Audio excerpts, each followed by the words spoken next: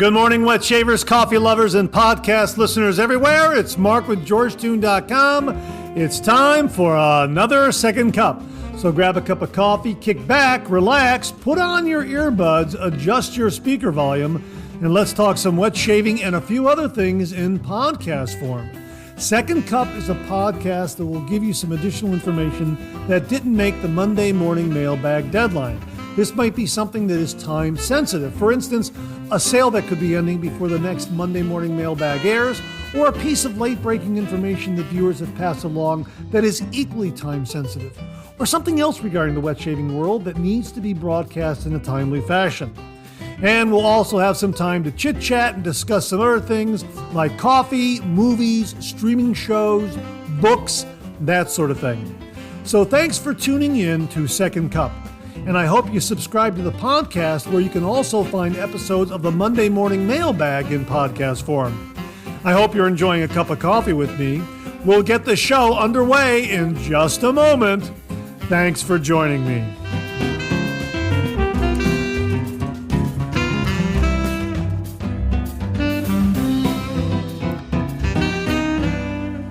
Well, good morning and welcome to the April 10th, 2023 episode of Second Cup. Thanks so much for tuning in. I really appreciate it. Great to be with you this morning. I hope you're enjoying a cup of coffee with me. I have a cup of, it's right here, the Invader coffee again, Invader Whiskey Blend. Boy, this is a terrific cup of coffee. Now, the reason why I'm using it again is because it was conveniently located on the counter. I saw it and I said, hey, I'm going to have a cup of this again. And I used my AeroPress. Thanks again to Rodney Ripplinger for that. That is a really terrific device. Absolutely wonderful. And of course, the Invader Whiskey Blend is air roasted, low acidity, with notes of caramel and vanilla. It is really a very good cup of coffee. And thanks to viewer and listener Michael Spears for sending it along. I am really enjoying it. So Invader coffee, you know what? I'm going to put a link below so you can get over there and order some online. And I'm just using my basic coffee mug right here, my diner-like coffee mug. Right here, it's the brownish, tannish one you've seen me use on the Monday morning mailbag in the past. Yeah, it just seemed to fit with the coffee this morning. I guess the color of the mug and the color of the labeling on the bag match they're very close, the same kind of color. So maybe that's why I was attracted to getting the mug with the coffee this morning. Anyhow, I hope you're enjoying a cup of coffee with me this morning. Boy, we got some great topics to talk about. We're going to revisit some topics that were left online by some of the viewers out there and just have a nice little discussion regarding it and kind of flesh out some things because there were some very insightful comments that I happened to come across. A little too late, actually, to use on the Monday morning mailbag, but also because of the Easter holiday, I was trying to get the Monday morning mailbag uploaded and in place before spending time with family and that sort of thing. And as you saw this morning, there were a couple last-minute things that I had to drop in, and I just had to say, okay, this is it. I'm uploading it, and that's kind of it, set in stone. But the really wonderful thing about doing the Monday morning mailbag and doing the Second Cup podcast and the reviews and that sort of thing is that the viewers are so very generous with their information and contributing some great shaving knowledge and tips and tricks and really insightful comments. So it's kind of what I want to do right now and just give you a little more feedback from some of the viewers who left some really great comments. So let's kick things off. Before I forget, though, let me share with you my first shaving experience with Tut Shave Soap from Hoffman's Shave and Soap Company. We featured it this morning on the Monday morning mailbag, and I had a chance to shave with this, and it was absolutely wonderful. I really enjoyed the shave. The performance was fantastic. Of course, Hoffman's Shave and Soap Company shave soaps really offer some top shelf performance. And this scent, which is Egyptian musk and black oud, really very nice, fresh, has a nice depth to it. Really, it's something you have to experience. Now, this is how it hit me, and I'm thinking it's going to be a great, great scent for spring and summer. So I really enjoyed the shave with this. Tut from Hoffman's Shave and Soap Company. I just want to let you know that I had my first shave with it, and I just really enjoyed the lather it made. I mean, it was a boom lather moment. Really, really did great. And I was able to shoot a review of that, and we'll be editing that and putting that together. And really, really just enjoyed my shave with Tut Shave Soap from Hoffman's Shave and Soap Company. Again, the scent profile is Egyptian musk and black oud. Viewer Jason Miller wrote the following. Mark Zarady, another great 3MB. Thanks to you for being humble and selfless, sharing other people's wisdom and acknowledging them. Again, without you, this microphone would be silent. Thank you very much for the compliment, Jason. But again, all credit go to all the listeners and viewers out there. They are a wealth of information, and I'm so happy to pass it along. And I learn a lot from it as well. Thank you very much for the kind words. I really do appreciate it. He continues here. A lot of the topics you discussed today validated my frugal wet shaving. At the same time, I'm loving the high quality razors out there. I just used my Rockwell 6S with a Wilkinson sword blade. I used my Scuttle Bowl and the Parasso Green lineup from pre-shave, soap, and tube combo, post-shave, splash, and balm. I used my Razor Rock 424 millimeter brush. I started wet shaving on February 1st, 2022, and my technique has vastly improved. I noticed that pre-shave oil helps me get a better shave and less irritation. Yeah, Jason, thanks very much for passing this along. It just validates what a lot in the wet shaving community have said for quite some time. I mean, I've been reading these comments since I began my wet shaving journey, and it's this. The shaves get better and better and better with time. Your technique improves. The shaves get better. The enjoyment factor just goes right through the ceiling. It's the greatest and best way to shave, and it really becomes quite enjoyable. It's no longer a chore. And the fact that you've kind of really targeted in on a specific shave soap and aftershave and pre-shave that works for you, hey, all the better. And if you're more on the frugal side and you've got a razor that works for you and you've got a shave soap and a splash and a balm, etc., that work for you, hey, that's great. Everything else is just cream on the top, absolutely. From getting fantastic shaves with a high-quality razor and some really, really good shave soap products to saving some money in the long run because you can save quite a bit of money just through the cost of razor blades. And I would think the only other factor that you could change up that will still remain in your frugal model would be the razor blade, because razor blades are very, very inexpensive. And there are some great quality blades at very, very good price points. So thanks for sharing that with us, Jason. I really, really do appreciate it. And just to share with you the shave that I had this morning, I happen to use the Strike Gold Ike shave soap. Boy, this was great, and I happened to use my Rec Supply Company Envoy razor with a Lord Platinum razor blade, and I had 1 day's worth of growth. My gosh, did I get a beautiful BBS shave. I did 3 passes.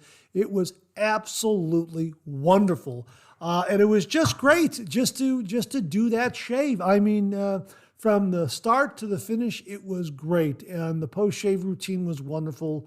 And just all around, it was just a great experience. And of course, the Strike Gold Ike shave soap has this wonderful scent. It's an homage. It's based on 8 and Bob, which was JFK's favorite scent. We've talked about it before.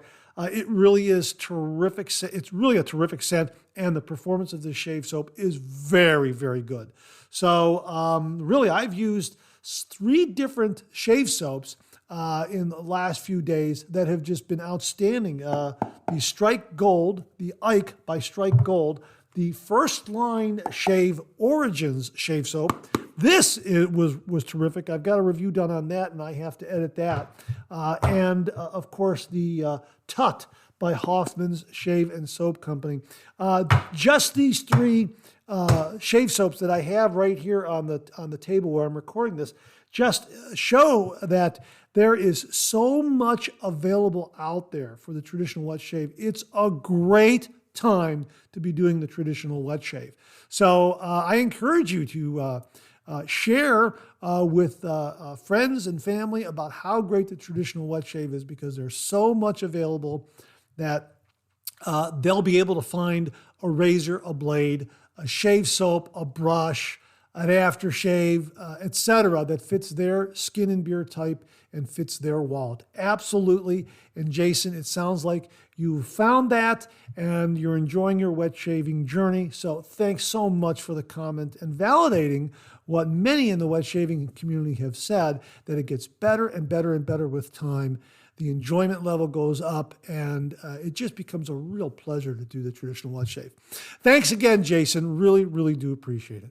Viewer Bill Murphy checked in, and he commented regarding the Rockwell 6S and 6C. As you know, the 6S is the stainless version, and the 6C is the chrome-plated version. There's been some discussion within the wet shaving community and among viewers that the 6C, because of its chrome plating, has a little more glide than the 6S. Well, anyhow, this is what Bill Murphy wrote. Great Monday morning mailbag as usual. Lots of great information. Ike Shave Soap sounds great. Well, first of all, Bill, thanks very much for the very, very kind words. And yes, as I mentioned, the Ike Shave Soap right here, it's terrific. I love this scent. Absolutely love it. He continues here. For the Rockwell razor, I have both the 6S and 6C and prefer the 6S. To me, the extra weight of the razor makes for a smoother shave, but that is for my skin and beard. I have found that the method used to make the lather in the lather spot also works great in my Gruner pottery bowl. Now, this is in reference, let me stop right there. This is in reference to the Shave Nation lathering bowl. There is a little pocket in the bottom of that Shave Nation lathering bowl, and that's where you scrape out a little soap and you load it into that little pocket. And then when you get your damp brush and you start running it over that little pocket filled with soap in the bottom of the bowl, it grabs that soap and then kind of spreads it around the interior, the inner sides of that bowl, and starts to generate a lather, and it works really, really well. Well, Bill is telling us he does the same thing with the Gruner pottery lathering bowl and just puts that little bit right there in the bottom of the bowl, and it works in the same way, because the Gruner pottery bowl does have some raised areas, so I guess you could find a little area between those two raised ridges there that can act like a pocket, so to speak. He continues here. Oh, let me start over. I have found that the method used to make the lather in the lather spot also works great in my Gruner pottery bowl. When I put the soap in the middle of the bowl instead of spreading it out through the entire bottom, I get a quicker lather. This is what works for me. Your mileage may vary. Love this week's cartoon. Have a great week. Thanks very much. As you folks know, if you saw Monday Morning Mailbag this morning, I got some nice comments regarding the cartoons that run at the end of the show, and I'm going to continue to do that. And again, if you know of any online services that are looking for cartoon features, let me know, and I'll be happy to send it along to them so that hopefully folks can read George or Double Take every single day. But Bill, thanks very much for the feedback on the 6S and the 6C, and I can understand why you prefer the 6S, because it is a stainless steel razor and it does have that added heft. Now, I don't own the 6C, so I can't comment, but Bill has both. He says the 6S has a little more heft, and that aids him in his shave. And I think that makes sense. I really do. I've always said, let the weight of the razor do all the work, gentlemen. And there are some exceptions to that rule in some of the aluminum razors that I have used. Very surprising performance from a lightweight aluminum razor. But generally speaking, yeah, that added weight really, really does help. And thanks for the the tip on the lathering bowl, the Gruner lathering bowl, just putting that little bit of soap right there in the bottom as you would with the Shave Nation lathering bowl. Thanks very much for that, Bill. Really, really do appreciate it. Recently, we had a discussion regarding end tabs being exposed in a razor head. Tim Whitcup originally posed that question. Why do you think, and I'm paraphrasing here, why do you think those end tabs are exposed in a razor head? Some razor heads, the end tabs hang out the sides, and other razor heads, they're enclosed. Why is that? Mark Bagwell came up with an explanation. He said it was for adjusting the blade when you were inserting it into the razor head. Viewer Bart Bartlett sent along the following. Mark, I found this when I Googled. Quote, the two ends of a DE razor blade are called the tabs. In the past, where manufacturing wasn't as accurate, manufacturers left these two end tabs exposed so a shaver could use his thumb and forefinger to adjust the razor blade into perfect position before locking down the blade with the handle, unquote. Well, Bart, thanks very much for passing that along. Really do appreciate that. And I have noticed this in some razors I've used, some more bargain-priced razors, let's say, three-piece razors, where, yeah, the manufacturing process of the base plate and the cap, there's a lot of slop there, let's say. There's a lot of slop, there's a lot of play, so that when you insert the blade into the cap and the base plate and you tighten up the handle, it might not be in balance. It might not be in alignment. The balance and alignment have to be adjusted. Let me put it to you that way. And I have noticed that with those particular razors, I will use those end tabs, if they are exposed a little bit, to align that blade as I'm attaching the handle. Absolutely. And I think Mark Bagwell was correct. And Bart, you've confirmed that through your Google search. So thanks very, very much for that. Now, obviously, some of the top-end razors that are available, for instance, the Rex Supply Envoy that I used this morning, stainless steel, CNC machined, everything fits like hand in glove. I just drop the blade into the razor head and it's perfectly aligned every single time. It's absolutely wonderful, and the end tabs are enclosed in the razor head. It is superlative, and a lot of razors offer that. The razors from Phoenix Shaving and Vikings Blade and Merkur and Mula, they all offer this really, really precise manufacturing. And there are times when you come across like an off-brand razor that's more of a bargain price razor, three-piece. You'll probably have a little bit of play there, and you may want to adjust the razor blade in the razor head by grasping those tabs that may be exposed. Now, some razors expose them a lot. Some razors expose them just a little bit, but enough to where you can handle that blade, so to speak, as it sits in between the cap and the base plate, and kind of work it a little bit and kind of get the alignment and the balance to your liking. So, Bart, thanks very much for passing that along.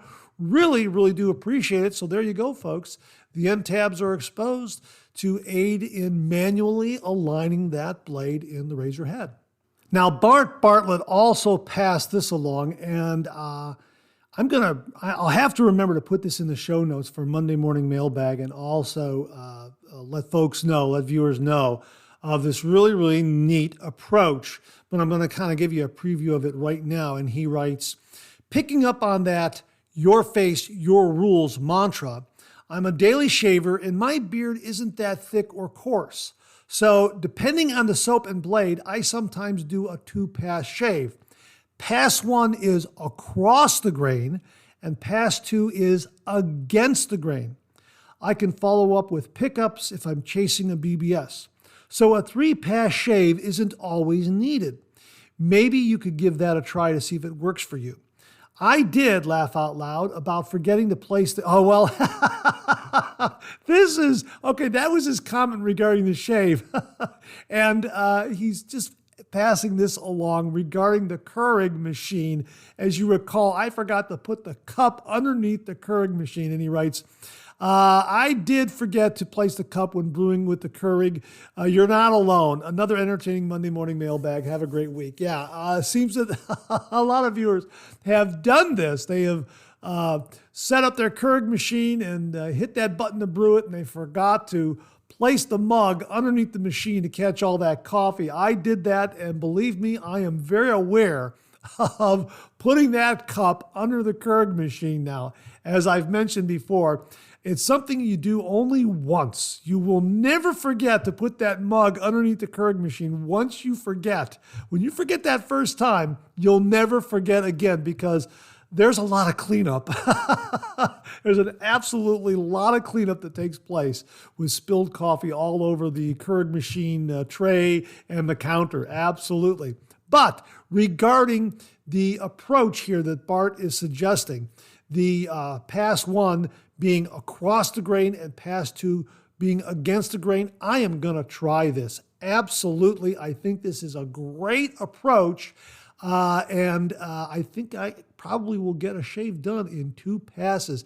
Absolutely. Now, my beard seems to grow, north to south. So when I do a with the grain pass on that first pass, I am going with the grain. And across the grain is, going east to west across that beard growth that is growing north down towards south, that sort of thing. So I think doing a first pass across the grain east to west, and then a second pass against the grain south to north is going to be wonderful for me. So I'm definitely going to give it a try. And I encourage listeners out there to also give it a try.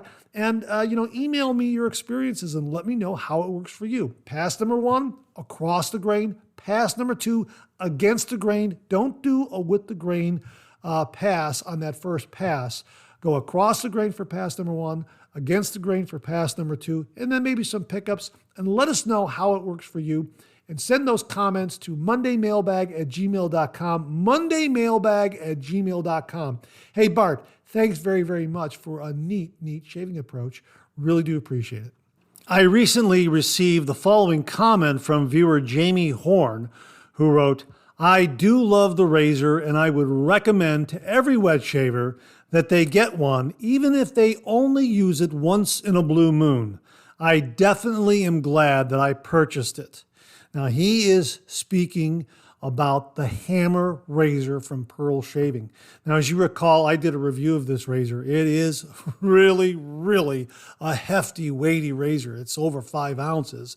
And it comes with 2 base plates, a closed comb and an open comb. And it is on the aggressive side, especially for me. Now, Jamie purchased one, and he found it to be on the aggressive side as well. And I believe his first shave with it was about 3 days worth of beard growth using the closed comb base plate. And he was just so impressed with the razor. As you can hear from his comment, it just did an absolutely splendid job. Now, like me, it's not going to be a daily driver for him, but he will pull it out when he has a very demanding shave ahead of him. And I'll do the same. If I have 3 to 4 days worth of beard growth because I haven't been able to shave for whatever reason, the Hammer is going to get the call. And it really is on the aggressive side, but there's a nice smoothness there to it. But it is a razor that won't be a daily driver for me, but I found that it just did a wonderful, wonderful job at delivering a very, very smooth, efficient shave. I had to lighten up on my touch, and I gather that Jamie had to do the same. But I'm sharing his comments with you because it confirms what my initial reaction was with this razor, that it's a very good razor. It is on the aggressive side. There is a wonderful smoothness to it and a very, very high efficiency. It's not going to be a daily driver for me, but when I do use it, because I have a lot of demanding beard growth, it's going to do a wonderful job. So keep it in mind if you're looking for a razor with those particular qualities. Very, very aggressive, highly efficient, very, very smooth, going to take care of demanding beard growth, 3, 4, 5 days worth of beard growth, and give you a really, really nice, smooth shave. Plus, it comes with the 2 base plates, the closed comb and open comb base plates. It also comes with 5 buffer rings. And the folks at Pearl Shaving also clarified the buffer rings to me, and they wrote, buffer ring washers are provided to protect the base plate, prevent metal-to-metal scrubbing. So there you are. I don't think that the use of the buffer ring is going to change the aggression level of either the open comb plate or the closed comb plate. It's there to keep the metal from marring the finish when you attach the handle to the base plate. So Jamie was interested in knowing that, and I emailed the folks at Pearl Shaving, and that's the answer that they sent back, that it's there to keep the metal from rubbing on metal so it doesn't mar the finish. So it's a terrific razor. Again, it's not going to be a daily driver for me, but boy, does it do a great job when I've got a lot of beard to shave away. Absolutely. So my thanks to Jamie Horn for confirming how wonderful the Pearl Shaving The Hammer razor is. Thanks again, Jamie. Really do appreciate it. Let me share some of these comments with you from around the world. Winfred Whitcup said, watching the show from Germany. Greetings. Ander wrote, still watching the show from Brazil, Mark.